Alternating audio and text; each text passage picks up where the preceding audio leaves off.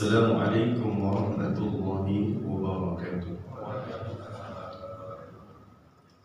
Alhamdulillahi rabbil alamin wa bihi nasta'in ala umuri dunya waddin.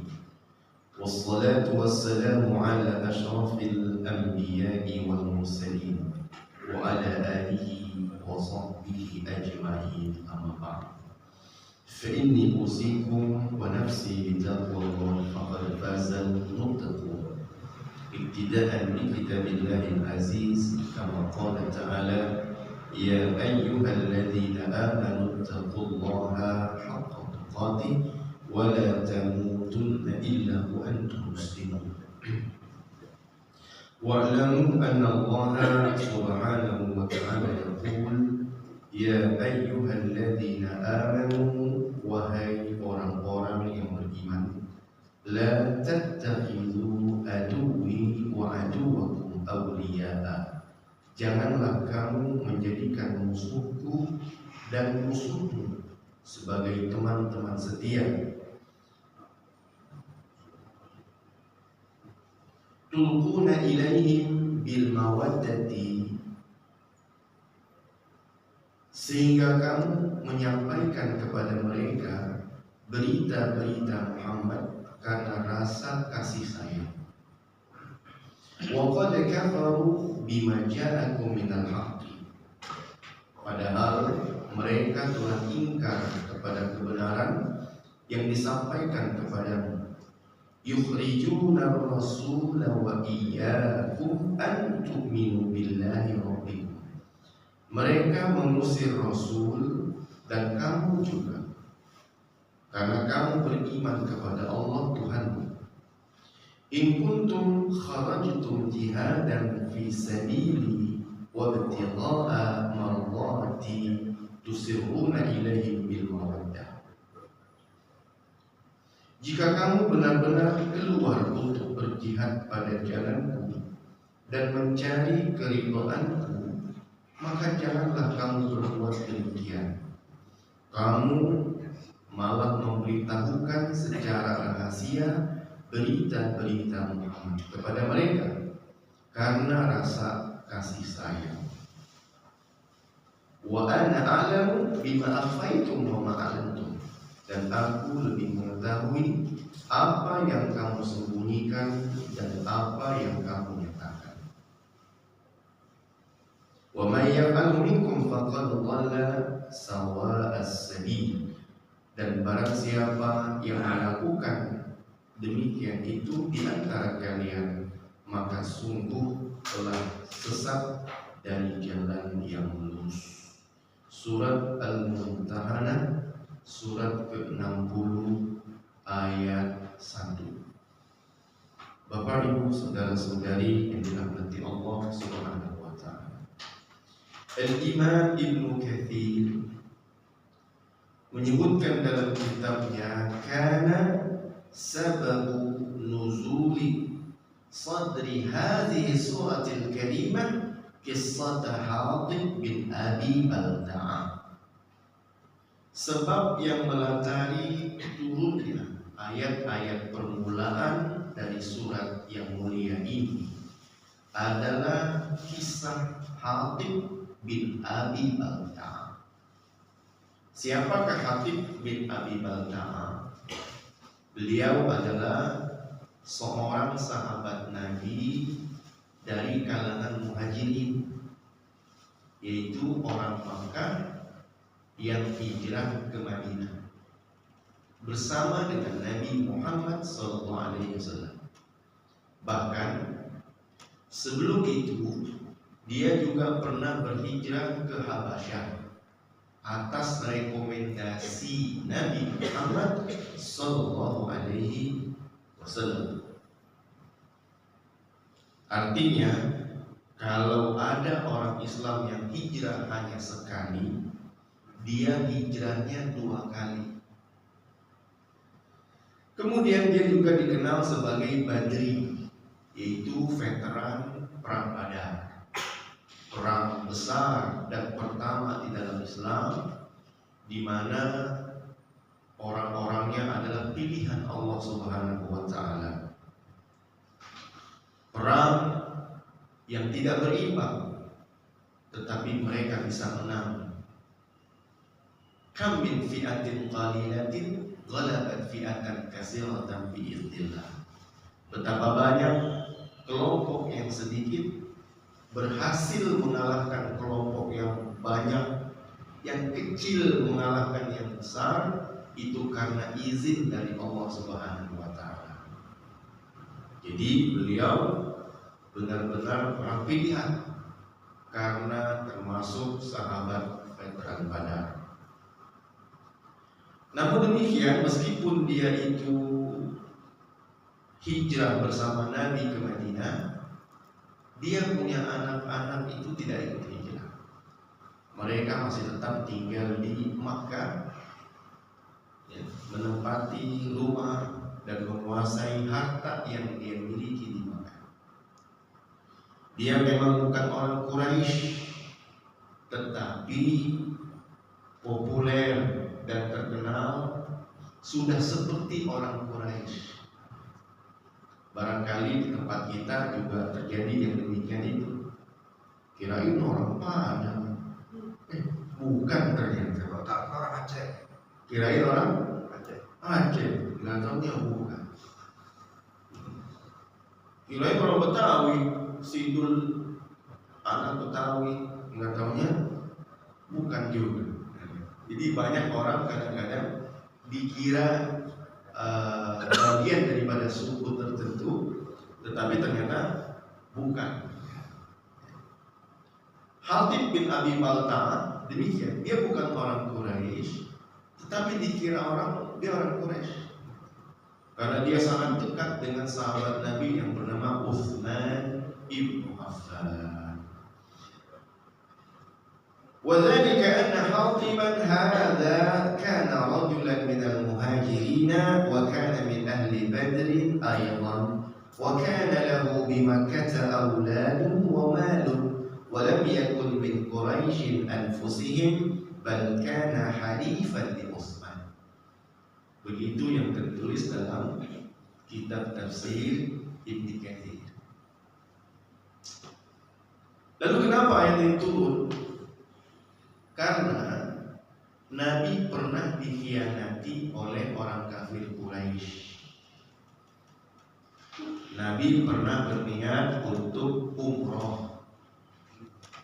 Udah dibawa orang Islam 1.400.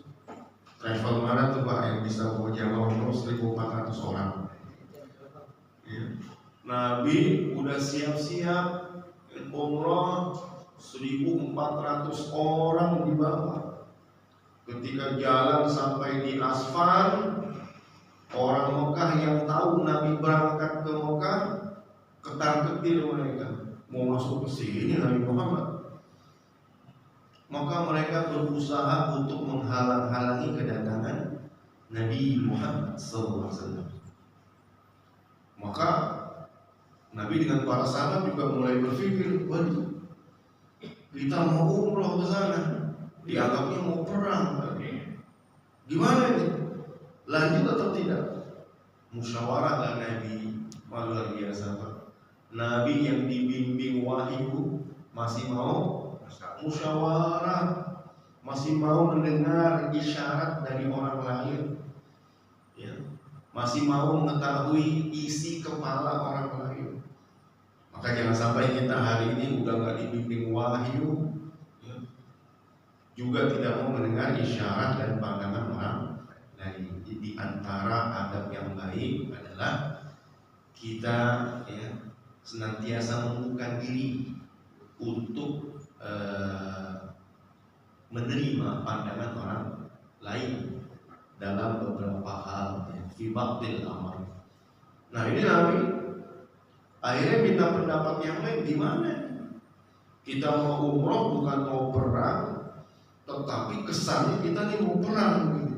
Mau dihalang-halangi kita. Kata para sahabat, ya bukankah engkau telah bermimpi bahwa Allah Subhanahu wa Ta'ala memasukkan engkau ke dalam Masjidil Haram, kemudian melaksanakan manasik, sampai selesai dalam keadaan aman. Laqad sadaqallahu rasulahu ru'ya bil haqq la tadkhulunna al masjidal harama insyaallah aminin muhalliqina ru'usakum wa muqassirina la takhafun. Kata Nabi, iya. Akhirnya diputuskan lanjut berangkat dari Asfan. Nabi terus berangkat ya, sesuai dengan apa yang diusulkan oleh para sahabat berdasarkan penglihatan Nabi dalam mimpinya, bahwa Allah Subhanahu wa taala memperkenankan Nabi untuk tawaf. Setelah sekian lama Nabi rindu, kangen untuk tawaf di sekitar Ka'bah. Tetapi baru sampai Nabi di Hudaybiyah, belum sampai ke Mekah. Sampai di Hudaybiyah, maka lagi-lagi datang utusan saling bernegosiasi. Ya. Akhirnya diputuskan oleh mereka berdua, kita tidak akan perang, kita akan berdamai. Nah, gitu.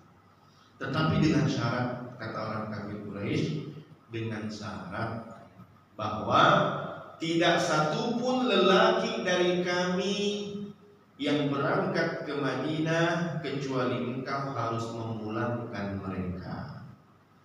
Dan sebaliknya, kalau ada pihak Madinah yang datang ke Mekah, maka dia tidak boleh pulang lagi. Ini perjanjiannya merugikan Nabi. Dalam pandangan Umar, jangan ya Rasulullah, giliran mereka datang ke Madinah, kita mesti pulang. Tetapi kalau kita yang datang ke Mekah nggak boleh pulang. Jangan ya Rasulullah. Ini perjanjian yang merugikan kita. Tetapi karena ini perjanjian damai dan Nabi cinta perdamaian, maka Nabi mengalah. Iya, nggak apa-apa. Yang penting tidak perang, kata Nabi. Ya. Maka di situ Umar bertanya, "Alasta nabiyyan haqqan?" Loh, bukankah engkau nabi yang sebenarnya? Bukankah kita yang benar, mereka yang salah? Bukankah kalau terjadi perang, yang terbunuh dari kita masuk surga dan yang terbunuh dari mereka masuk neraka? Maka Umar tidak puas dengan keputusan Nabi Muhammad SAW. Lalu Nabi menjawab dengan santai, "Bala, benar. Saya adalah utusan Allah Subhanahu wa taala. Tak perlu ragu bahwa beliau adalah nabi yang sebenarnya." Maka lagi-lagi Umar bertanya, "Bukankah engkau mengatakan bahwa kita akan tawaf?" Karena Nabi, iya, kita akan tawaf di sekitar Ka'bah. Lalu kenapa kita nggak jadi berangkat sampai sana? Kita mesti pulang. Karena kalau kita masuk ke sana nggak boleh pulang. Ayat dari Hudaybiyah nggak dilanjutkan oleh Nabi. Nabi ingin pulang. Saudara-saudara yang dirahmati Allah Subhanahu wa taala, tetapi akhirnya perjanjian damai yang dibuat oleh Nabi, meskipun dalam pandangan sahabat itu merugikan, itu pun dikhianati oleh orang kafir Quraisy. Orang-orang kafir Quraisy mengkhianati perjanjian itu. Disitulah Nabi, karena mereka yang membatalkan, ayolah kita berangkat ke sana. Maka Nabi siapkan orang-orang itu untuk berangkat ke sana. Nah, ketika Nabi berniat mengumpulkan orang-orang Islam untuk berangkat ke Madinah, Nabi berdoa Allah ke Mekah, Allahumma ammi alaihim khabarana. Ya Allah, butakan mata mereka sehingga tak bisa melihat pergerakan kami. Ya. Jangan bocorkan rahasia kami bahwa kami sedang bersiap-siap untuk datang ke sana. Nabi doa itu. Ternyata ada seorang sahabat Nabi yang membocorkan rahasia itu. Siapa kan orang tersebut? Tadi yang disebut di awal, Hatib bin Abi Balta'ah. Ternyata orang hebat, sehebat-hebatnya orang, tetap ada celah kesalahan, tetap ada ya satu yang membuat dia itu jatuh dalam kesalahan. Ketika Nabi ingin berita itu tidak terbongkar, justru dia malah menulis surat. Min Habib bin Abi Balta ila ahli Makkah minal musyrikin yu'limuhum. Ini surat dari Habib ditujukan kepada penduduk Mekah dari kalangan musyrikin, hendak memberitahu mereka bahwa Muhammad tengah bersiap-siap dengan orang-orang Islam untuk datang ke Makkah. Dibocorkan rahasia tersebut. Lalu dikirimlah surat itu melewati seorang perempuan. Jadi nggak disangka, nggak diduga, karena yang membawanya seorang perempuan. Tetapi kan Nabi telah berdoa dan doa Nabi dikabulkan sama Allah. Maka Allah kasih tahu sama Nabi, ada sahabatmu yang ingin membocorkan rahasia dengan mengirim surat melewati seorang perempuan. Ya. Maka Nabi cepat-cepat agar surat itu tak sampai ke pihak Makkah. Maka Nabi panggil sahabatnya, ada 3 orang, Ali bin Abi Thalib, Az-Zubair, dan Aba Marsad. Intaliqu, berangkatlah kalian bertiga, kejar perempuan itu yang membawa surat rahasia. Nanti kalau kau sudah berada di Raudhatul Khah, maka di sana kalian akan dapati seorang perempuan menyimpan surat rahasia. Berangkatlah Sayyidina Ali, kencang dia membawa kudanya berlari, dan ternyata betul sesuai yang disebutkan oleh Rasulullah ketika mereka tiba di satu kawasan yang bernama Raudhatul Khah, ada tuh perempuan. Ini menunjukkan bahwa memang Nabi itu seringkali mendapatkan berita gaib, ya. Sesuatu berita yang orang nggak tahu, tetapi Nabi tahu karena diberitahu oleh Allah Subhanahu wa Ta'ala. Tentang peristiwa masa lalu Nabi tahu karena wahyu. Tentang penciptaan Adam, manusia pertama, penciptaan alam semesta, karena Allah yang kasih tahu. Bahkan sampai yang terjadi sampai hari kiamat, Nabi tahu, maka Nabi bisa bercerita ya, semua yang akan terjadi sampai dengan hari kiamat. Makanya wa ma huwa kain ila yaumil qiyamah, di antara berita gaib yang Allah beritahukan kepada Nabi adalah makana ila ma huwa kain wa ma huwa kain ila yaumil qiyamah, yang terjadi di masa lalu dan yang akan terjadi di masa depan Allah kasih tahu.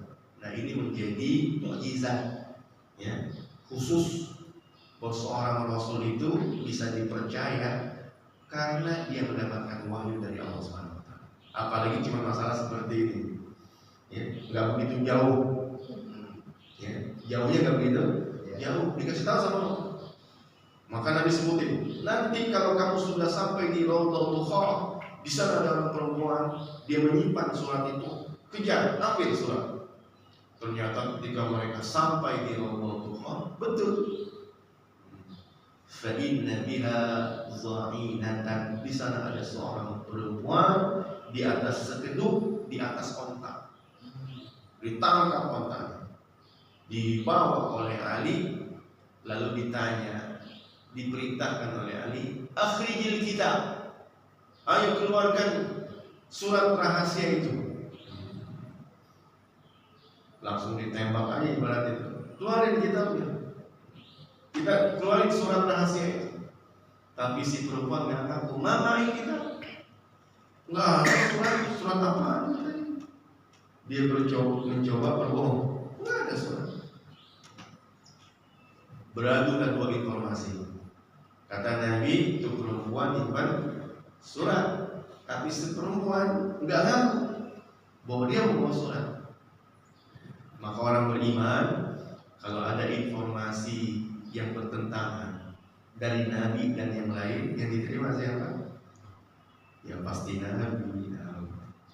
Jadi kita kalau meniru imannya sahabat, ya, maka kita mesti tasdik dengan berita-berita yang dibawa oleh Nabi Muhammad SAW, ya, daripada menerima berita selain dari beliau. Maka dengan mantap Sayyiduna Ali berkata, akhrijil kitab, keluarkan saja kitab itu, surat itu, atau kalau tidak, kami akan geledah kamu, kami lepas baju kamu, periksa, jangan-jangan kau simpan di dalam baju itu. Masya Allah, perempuan zaman dulu Pak, dibilang mau ditelanjangin takut. Keluarin surat itu, kau simpan di mana di baju itu, atau kami telanjangin nanti, kami keluarkan sendiri. Zaman dulu diancam oleh telanjangin takut. Zaman sekarang belum diancam udah dibuka semua satu persatu. Ngeri sekarang. Nah, ibu-ibu perhatian itu. Jadi antara adab seorang wanita itu punya sifat malu. Ya. Jadi ancaman yang paling menakutkan perempuan zaman itu adalah telanjang, takut, malu, jangan. Gitu. Maka kalau malu sudah hilang kepada perempuan zaman sekarang, ini perlu usaha keras mendatangkan sifat malu tersebut. Memang media sosial itu difitnah bagi umat akhir zaman, ya. Sampai mereka para wanita itu seperti sudah tidak punya malu lagi. Mereka umbar. Tidak hanya satu orang yang diperlihatkan, tetapi dia biarkan dirinya dilihat oleh banyak orang lewat media sosial. Wa'iyadu billah subhanahu billah. Maka kata Ali, akhrijil kitab au lanujarridannaki thiyab, keluarkan saja surat rahasia itu, atau kami luputi satu persatu pakaianmu untuk mencarinya. Akhirnya karena dia takut dan malu, dikeluarkanlah surat rahasia itu. Ternyata bukan di dalam bajunya dia simpan, tetapi di gelung rambutnya, di tempat yang orang gak ngira, orang gak nyangka menyimpan sesuatu di gelung rambut. Bapak nyangka gak Pak? Kadang-kadang di gelung rambutnya ada 100.000 tuh Pak. Di dompet dia cari gak ada, jadi sesuatu mana ini? Di dompet nggak ada, di bawah mata nggak ada, nggak tahu di rambut yang disimpan. Tempat yang tidak diketahui, mungkin begitu zaman sekarang. Zaman itu ternyata yang dikira itu surat itu disimpan di pakaiannya, ternyata di gelung rambutnya itu. Dikeluarkan surat rahasia, maka dibawalah oleh sahabat, diberikan kepada Rasulullah. Terkejutlah Nabi, karena yang mengirim surat itu sahabat yang luar biasa, veteran Badar, muhajir. Bahkan dia pernah diutus oleh Nabi untuk membawa surat dakwah ke Mesir, yang akhirnya Nabi dapat hadiah kendaraan dan juga dapat hadiah seorang wanita yang bernama Maria Kiptiah. Yang dari itu Nabi dapat anak namanya Ibrahim, yang di usia 2 tahun kemudian meninggal. Kata orang Mesir, inna lana dinan, sesungguhnya kami sudah punya agama. Jadi kami gak terima agama kalian nih, kami kirim hadiah saja. Baik mereka menolak dakwah Nabi Muhammad SAW. Tetapi untuk konteks ini ternyata Hatib yang menulis surat. Maka Umar sudah gerget, ini orang munafik sekali itu Umar. Langsung Umar bilang munafik, membocori rahasia Rasulullah SAW. Tetapi Nabi adalah orang yang bijaksana. Nabi tidak hanya melihat kesalahan, tetapi juga melihat kebaikan yang pernah dia berikan. Nabi bertanya terlebih dahulu, ma hamalaka ala hadha ya Hatib, apa yang membuatmu melakukan ini? Apa alasannya? Kok bisa-bisanya kamu seperti ini? Jadi Nabi itu bertanya dulu. Ini perlu kita contoh sikap dari Nabi, yaitu bertanya terlebih dahulu sebelum menjatuhkan hukuman. Jangan langsung vonis, jangan langsung justifikasi, jangan main hakim sendiri, tetapi tanya terlebih dahulu apa alasan yang melatar belakangi perbuatan seseorang itu. Ma hamalaka ala hadza ya Habib, apa yang membuat melakukan ini? Maka dibilang, ya Rasulullah, saya ini bukan orang Quraisy. Orang-orang aja yang bilang saya orang Quraisy. Nah, saya punya anak masih di Mekah, belum ke Madinah. Kalau yang lain kan karena satu suku berpeluang tetap terjaga keluarganya. Saya khawatir dengan anak-anak saya. Ya Rasulullah, aku melakukan ini bukan karena kufur, bukan karena murtad, bukan, tetapi karena melindungi anak. Begitulah kira-kira sebagian orang itu, kalau untuk dirinya dia rela mati pun enggak apa-apa, berlumuran darah, kehilangan nyawa, lapar enggak apa-apa. Tapi kalau alasannya anak, lu enggak tega dia, ya Pak ya. Kan kita sering berikan, Pak Ustaz, kalau saya enggak apa-apa lah, mau banting tulang keras keringat, bertumpah darah sampai mati enggak apa-apa, asalkan jangan sampai anak saya menderita. Gitu begitu. Maka dia juga sama, dia punya mahabbah dengan anak. Dia bilang, ya Rasulullah, bukan karena murtad, bukan karena kufur, tetapi mau jagain anak saya di sana ya Rasulullah. Nah, ini sikap yang baik adalah jujur, yang mengaku ketika seseorang melakukan kesalahan. Ini juga sikap yang baik. Yang perlu diapresiasi adalah ketika seseorang itu berbuat salah, dia bertanggung jawab dengan kesalahan yang dia lakukan. Dia mengakui betul ya Rasulullah, karena ini terdesak, nggak kuat, nggak tahan. Nah, maka setelah mendengar itu, Umar bin Khattab terus mendesak Nabi. Kata beliau, da'ni adrib unuq hadzal munafiq. Ya Rasulullah, izinkan saya untuk memenggal kepalanya, karena dia munafik, membocorkan rahasia. Tetapi kata Nabi, Umar, innahu qad sadaqakum, bukankah dia telah berkata jujur? Apa alasannya itu? Dia benar dalam berbicara. Dan barangkali peristiwa ini adalah Allah ingin menunjukkan bahwa dia menepati janji, kata Nabi. Karena Allah pernah berjanji kepada veteran Badar, ya, bahwa Allah mengampuni dosa mereka, Allah mengampuni kesalahan mereka. Jadi kata Nabi, peristiwa ini sengaja Allah biarkan terjadi, ya, ini untuk menunjukkan bahwa dia itu menepati janjinya. Allah berfirman kepada orang-orang Badar, qad ghafartu lakum, aku telah memberikan ampunan terhadap dosa-dosa kalian. Saudara-saudara yang dirahmati Allah Subhanahu wa taala, nah turunlah ayat itu ketika Nabi bilang Allah mengampuni dosa kalian. Umar menangis karena telah berbuat kasar kepada Hatib. Tapi turun ayat ini memberikan pelajaran kepada orang-orang beriman bahwa nggak boleh seperti Hatib begitu. Ya, kalau Hatib mah begitu, jasanya juga gede di dalam Islam, masih Allah kasih ampunan. Tapi kalian setelahnya nggak boleh. Ya ayyuhalladzina amanu la tattakhidhu aduwwi wa aduwakum awliya. Enggak boleh kalian, ya, menjadikan musuh Allah dan musuh kalian sebagai teman setia, lalu mudah menyampaikan berita rahasia dan sebagainya. Di sini ada mention dari Allah, musuh kalian dan musuh Allah. Siapakah musuh Allah?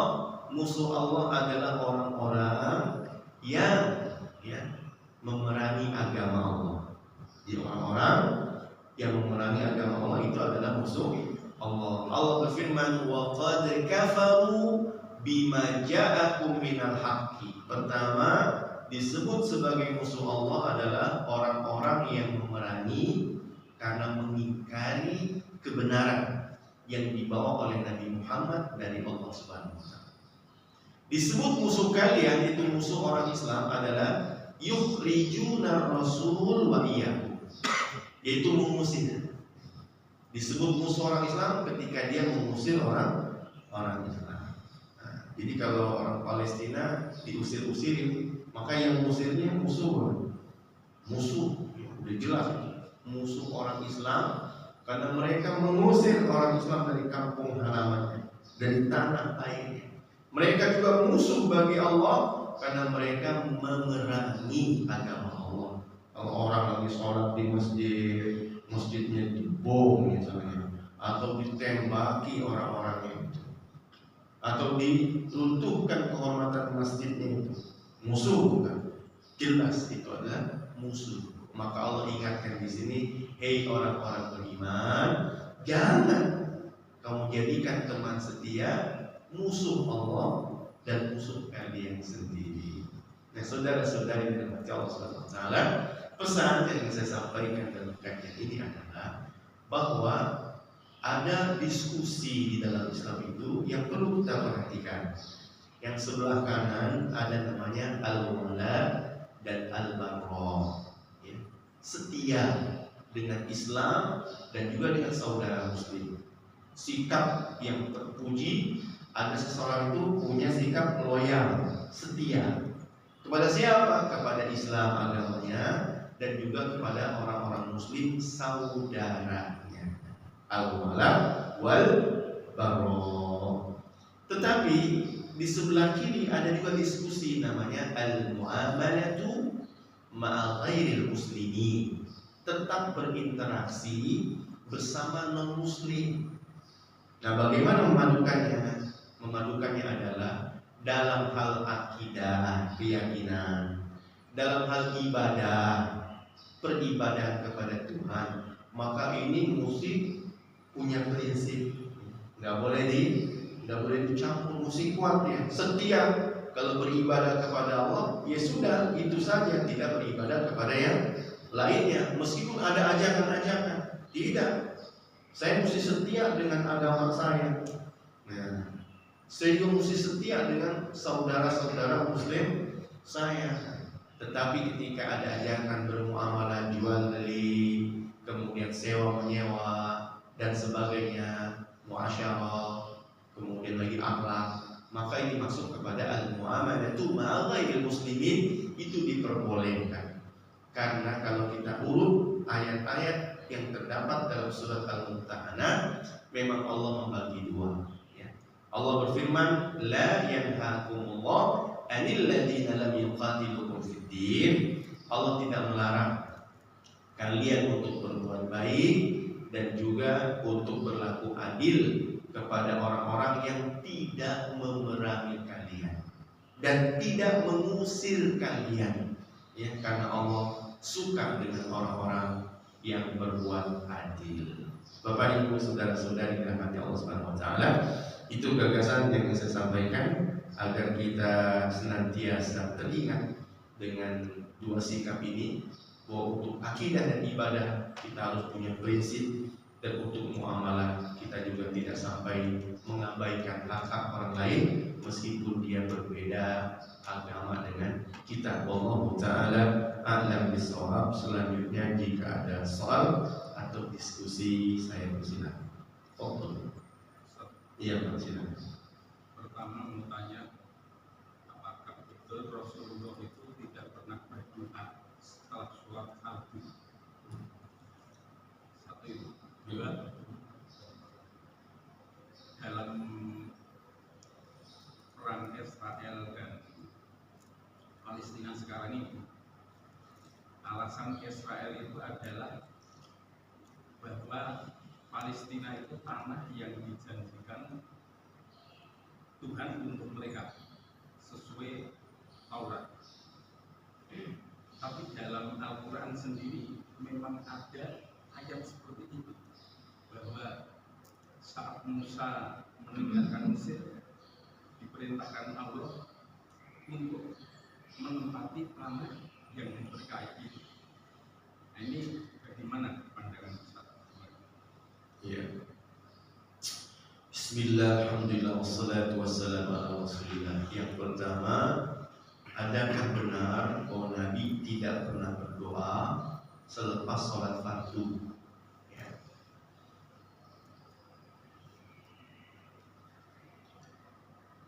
Sebagian ulama al-muslimin mengatakan tidak ada riwayat yang sahih bahwa Nabi itu berdoa selepas sholat fardu.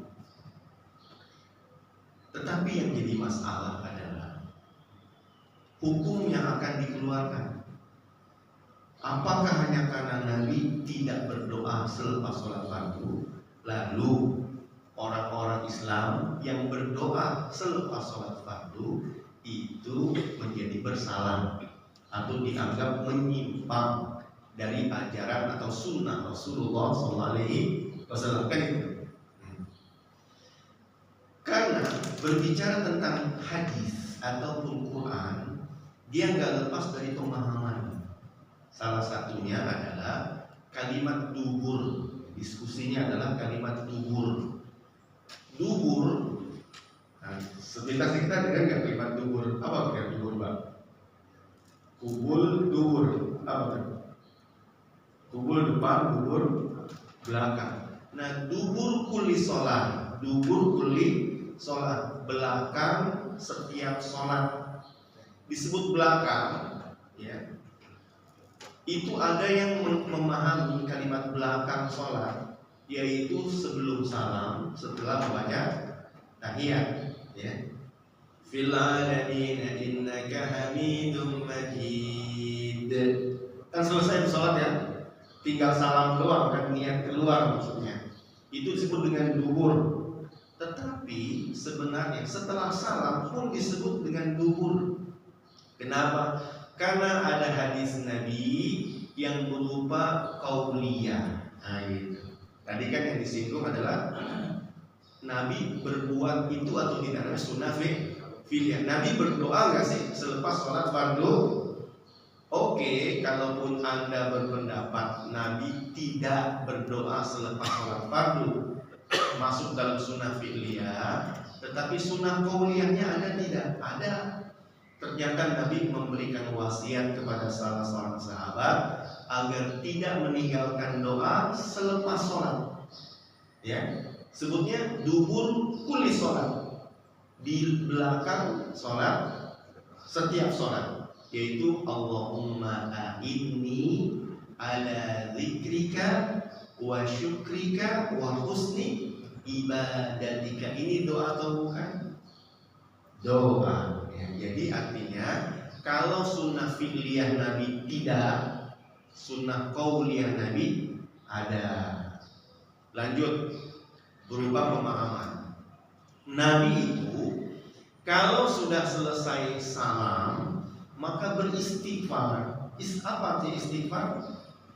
Minta ampun. Minta itu doa atau bukan? Minta itu doa atau bukan? Doa. Nabi bilang astagfirullah, astagfirullah, astagfirullah. Ya Allah ampuni aku, ya Allah mohon ampunan. Itu doa bukan?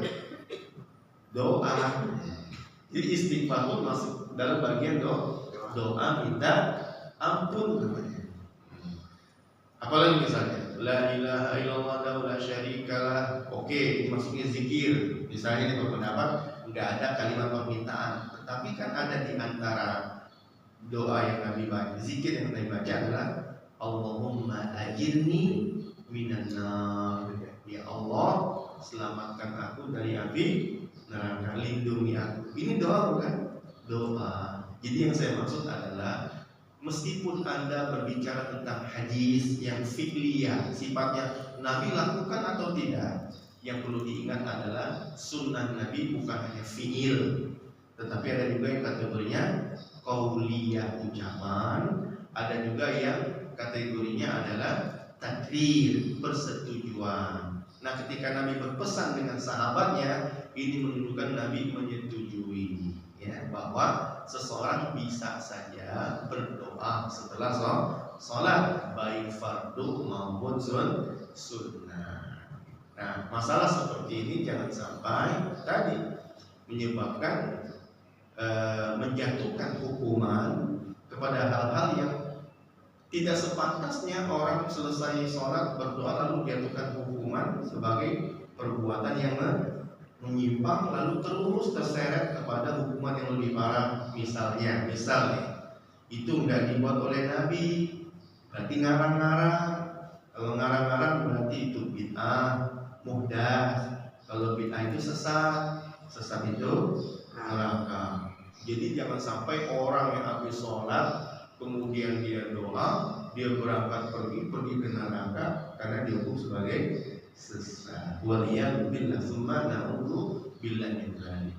Bapak Ibu saudara-saudari dirahmati Allah Subhanahu wa taala. Jadi disebut fikih untuk menerbitkan hukum-hukum apakah itu wajib, sunnah, mubah, makruh atau haram. Dia diambil dari dalil Quran dan hadis Nabi, maka perlu sebuah pemahaman yang mengumpulkan terlebih dahulu semua hadis-hadis pada tema yang sama, kemudian barulah muncul.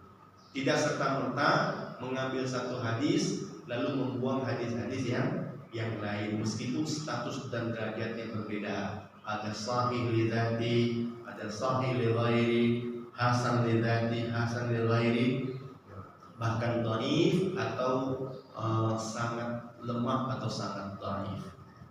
Jadi wallahu taala alam bisawab. Saya ingin mengarahkan bahwa berdoa selepas sholat baik fardu maupun sunnah itu bukan perkara yang menyelisih daripada syariat, ya ma yukhalifus sunnah. Dia bukan yang menyelisih syariat Nabi Muhammad SAW. Disilakan saudara-saudara yang sudah terbiasa bahwa setelah sholat Anda berzikir lalu berdoa kepada Allah Subhanahu wa taala. Wallahu taala. Yang kedua, tentang masalah Palestina. Bukankah ia adalah tanah atau ardul muqaddasah yang dijadikan Allah untuk Bani Israil? Ya. Di dalam Al-Quran disebutkan bahwa Allah Subhanahu wa taala menjanjikan tanah itu untuk mereka. Tetapi yang perlu kita ingat ya, bahwa mereka telah diajak oleh Nabi Musa. Nabi Musa setelah selesai membawa mereka dari kejaran Firaun melewati laut, kemudian Nabi Musa mengajak mereka untuk masuk ke sana. Yaitu ya qaumi dukhulul ardhal muqaddasata allati kataballahu lakum. Begitu kalimat. Wahai kaumku, kata Musa, ayo masuk ke bumi yang disucikan itu, yang telah Allah janjikan untuk kalian. Allati kataballahu lakum. Allah telah janjikan kalian. Nabi Musa telah mengatakan demikian kepada mereka. Ayo kita masuk. Tetapi lihat, ketika mereka diajak masuk oleh Nabi Musa, Al-Quran bercerita mereka bilang la nadkhuluha inna fiha qauman jabbarin. Wahai Musa, sesungguhnya di dalam itu ada kaum jabbarin. Kami tidak akan masuk ke sana selama mereka berada di tempat itu. Lan nadkhulaha ada abadan madamu fiha. Selama mereka ada, kami tidak akan masuk ke sana. Ilham anta wa rabbuka faqatila. Jadi silakan Anda saja yang masuk. Kata mereka, silakan Anda saja yang masuk, dan Tuhan Anda untuk memerangi mereka dahulu. Inna hahuna qaidun, kami hanya ingin duduk nonton di sini aja. Nah, ini kurang ajar kan? Diajak masuk ya. Mereka bilang kami nonton dulu, Anda sama Tuhan yang perang lagi sama mereka. Kalau udah selesai baru kami masuk. Jadi kurang ajar mereka kepada Allah dan kepada Nabi Musa alaihissalatu wassalam. Nah kemudian ternyata di Quran ya, akhirnya mereka gak masuk. Kesana disuruh masuk tapi gak mau masuk, sampai akhirnya Allah tahan mereka di Bukit Tih namanya. yatihuna fil ardi arba'ina sana. Selama 40 tahun mereka tuh tersesat di bukit yang nggak bisa keluar dari situ. Sebagai hukuman dari Allah disuruh masuk, nggak mau masuk. Kenapa? Karena ada kaum Jabarin. Nah kalau sekarang mereka masuk, berarti di dalamnya bukan kaum Jabarin. Kaum Jabarin itu orang yang sombong, yang sewenang-wenang. Itu namanya kaum Jabarin. Mereka nggak berani. Berarti kalau sekarang mereka masuk ke Palestina, yang tinggal di situ bukan kaum Jabarin lagi.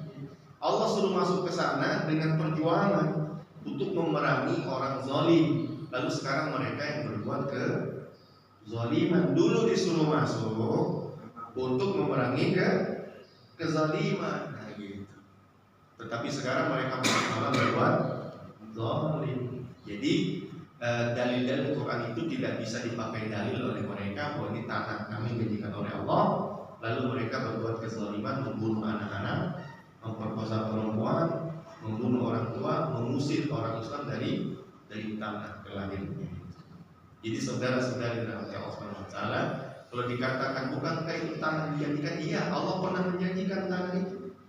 Atau kalau dikatakan sekarang juga janji Allah berlaku, misalnya ada hadis Nabi bahwa Baitul Maqdis itu adalah mahsyar dan mansar, yang kata tadi tempat berkumpulnya manusia itu nanti di Palestina itu sebagai ardul mahsyar wa mansyar.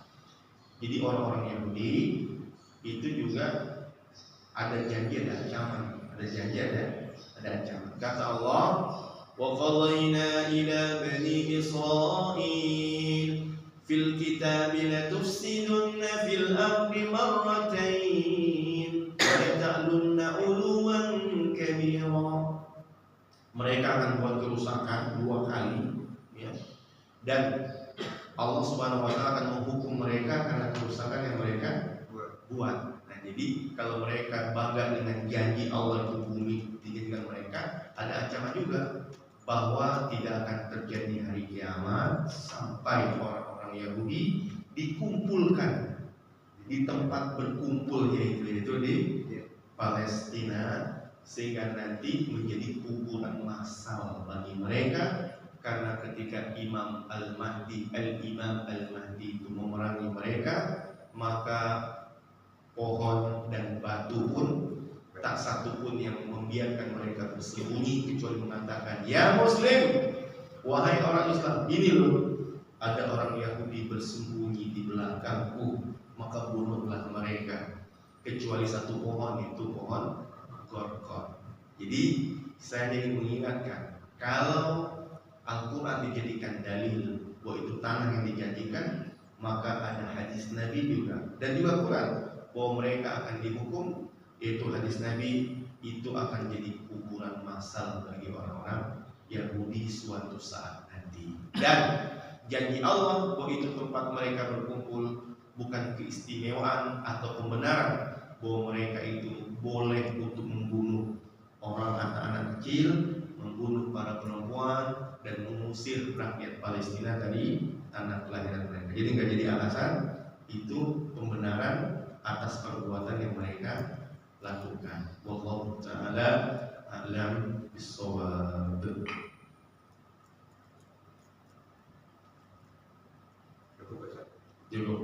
Subhanakallahumma bihamdik, asyhadu an la ilaha illa anta, astaghfiruka wa atubu ilaik. Assalamualaikum warahmatullahi wabarakatuh.